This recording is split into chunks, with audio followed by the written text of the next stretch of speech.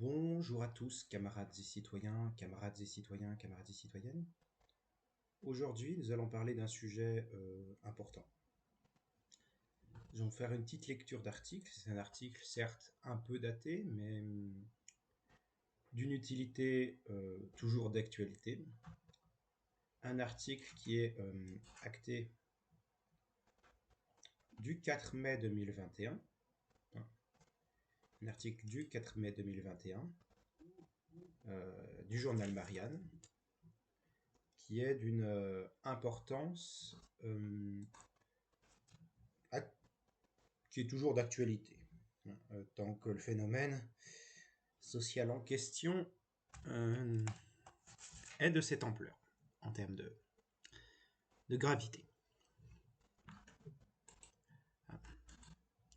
Donc, le titre de cet article sera « L'islamophobie comme concept est son fondement scientifique » par Vigilance Université. Lecture. Des universitaires, membres de Vigilance Université, expliquent en quoi le concept d'islamophobie est selon eux trop ambigu et flou pour être réutilisé scientifiquement. Dans les derniers mois, plusieurs fois, la question de la légitimité du terme islamophobie a été posée comme si elle pouvait être tranchée par un argument d'autorité, et plus précisément d'autorité universitaire. Le fait que des universitaires utilisent ce terme prouverait qu'il est légitime et que par conséquent, ceux qui critiquent son usage dans la vie publique, dans les discours politiques, les médias et les titres de manifestations publiques, sont des individus peu recommandables qui ne peuvent pas, quoi qu'ils en disent, être de vrais et sincères antiracistes.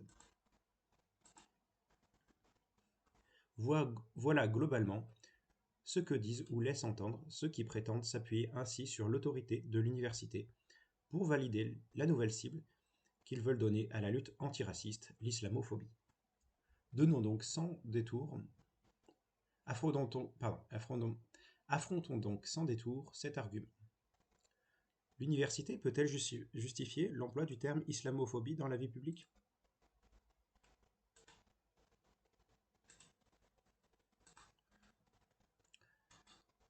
En d'autres termes, est-ce que l'utilisation du terme d'islamophobie par un certain nombre d'universitaires peut cautionner l'emploi de ce terme dans les médias ou les discours politiques ? La réponse est simple et sans ambiguïté, et elle s'impose à toute personne rationnelle, un peu informée. Non.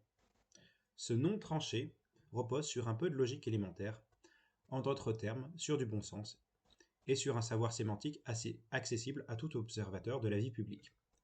La logique et le bon sens disent qu'une ou plusieurs personnes, qu'elles soient ou non universitaires, ne peuvent pas faire que trois choses distinctes soient une seule et même chose. Islamophobie, trois réalités. Or, comme tout observateur peut le constater et le regretter, islamophobie est de fait utilisée dans la vie publique pour désigner au moins trois choses distinctes. 1. Les critiques ou attaques contre une religion, qu'il s'agisse de ses dogmes, ses textes, ses prophètes ou ses représentants historiques.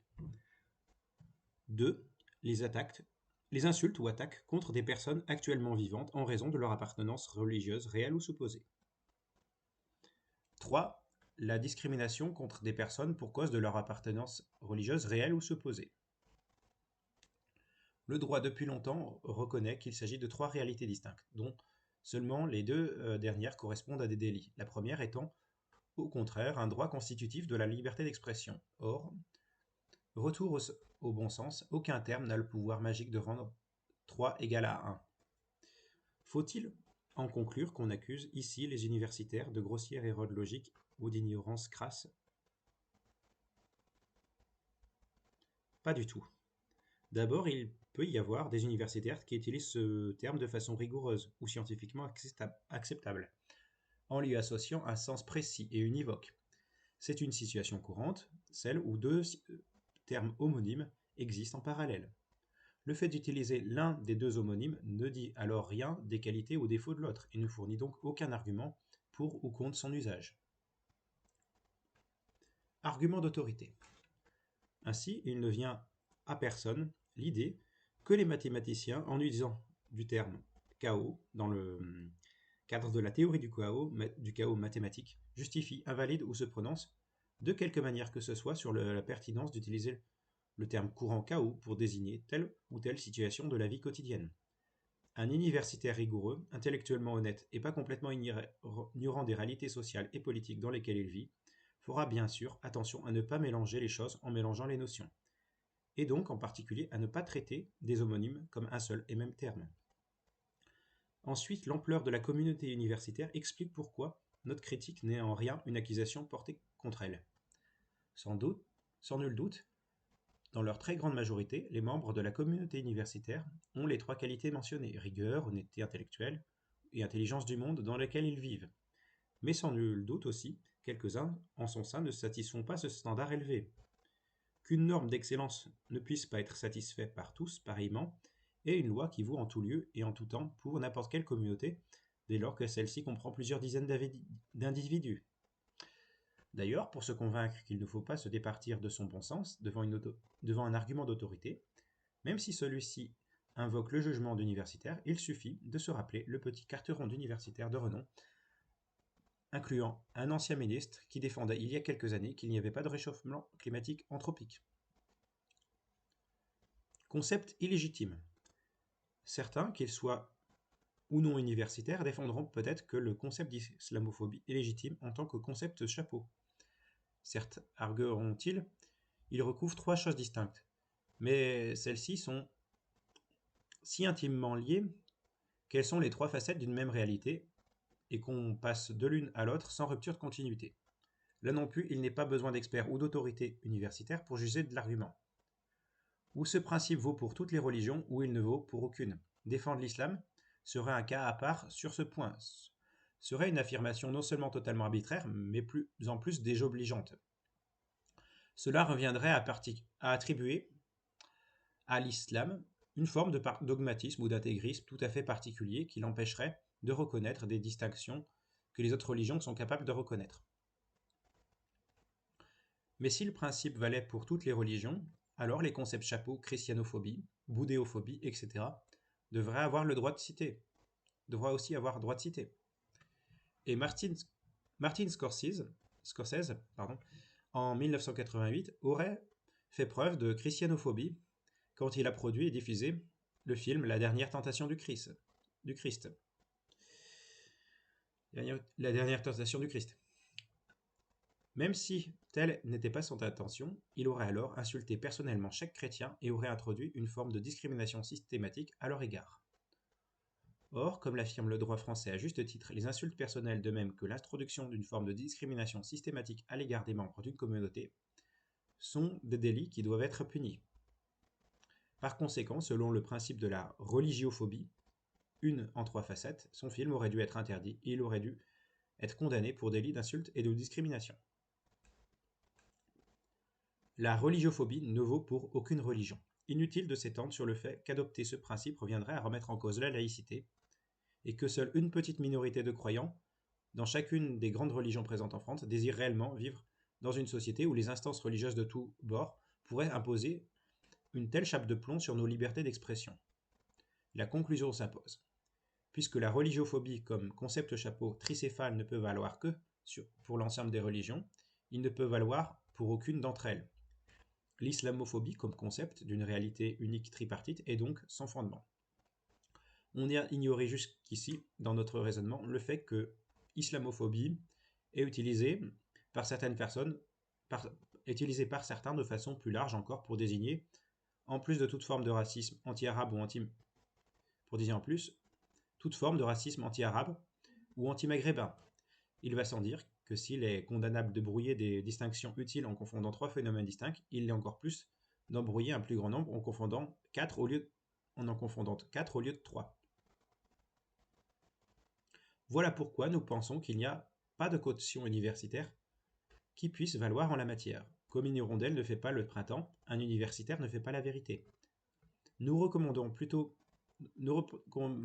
plutôt que chacun, en lisant cet article et d'autres, se fasse sa propre opinion sur l'emploi du terme islamophobie dans la vie publique.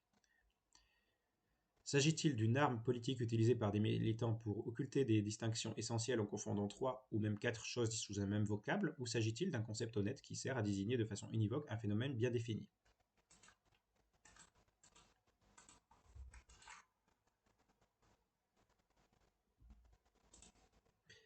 Voilà. Donc, fin de l'article. Alors, dans les auteurs, il y a Françoise Longy, philosophe des sciences à l'Université de Strasbourg, Gilles Denis, historien épistémologue de la biologie, Université de Lille, Éric Guichard, philosophe des sciences et des techniques, Université de Lyon, Véronique Lerue, philosophe des sciences, Université de Reims, Champagne-Ardenne, Franck Neveu, linguiste et épistémologue des sciences du langage, Sorbonne Université, Jean-Pierre Chandler, historien des sciences sociales, CNRS, et Jean Slamovics, excusez-moi, le nom est un peu polonais, donc du coup, je ne suis pas habitué des prononciations, je prononce peut-être mal, linguiste spécialiste d'analyse du discours, Université de Bourgogne. Donc voilà, sont les auteurs de cet article. Donc qu'est-ce qu'on peut en retirer? Pour ma part, je suis entièrement d'accord avec cet article. Hein, et mon raisonnement de base, j'entrais dans l'art un peu avec mon raisonnement de base,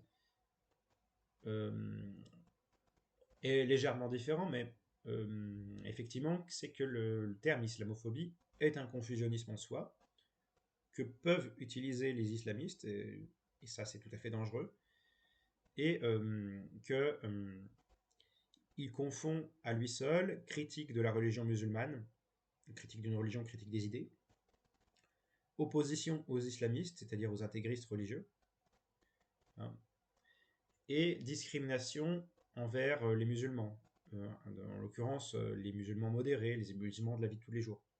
Vous comprenez bien que ce terme-là, du coup, confond critique des idées et critique des personnes, et confond à la fois les musulmans modérés et les musulmans intégristes, et que ce qu'il est assez problématique pour le vivre ensemble, disons, confondre musulmans, ne pas pouvoir critiquer les religions pour qu'elles sont de réactionnaires, et confondre vis-à-vis d'une même religion et les intégristes et les modérés, une religion, quelle qu'elle soit, que ce christianisme, judaïsme, islam, est assez dangereux, assez problématique.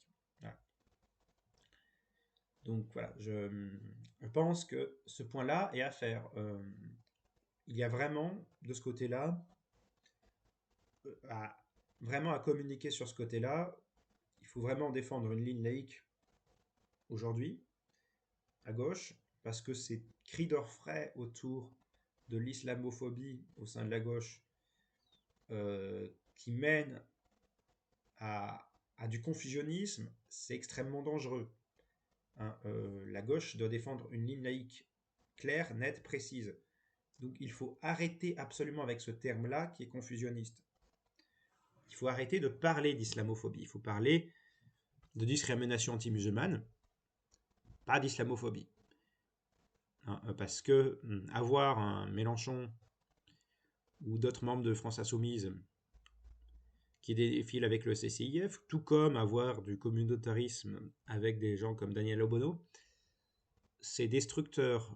Hein, ça empoisonne idéologiquement la gauche, avec des gens comme LFI, tout ça, avec des gens de la LFI qui sont peut-être un peu trop un peu trop éloignés de la laïcité et de l'universalisme. Mais ça détruit la gauche en fait. Hein, le fait de transiger sur le principe de laïcité.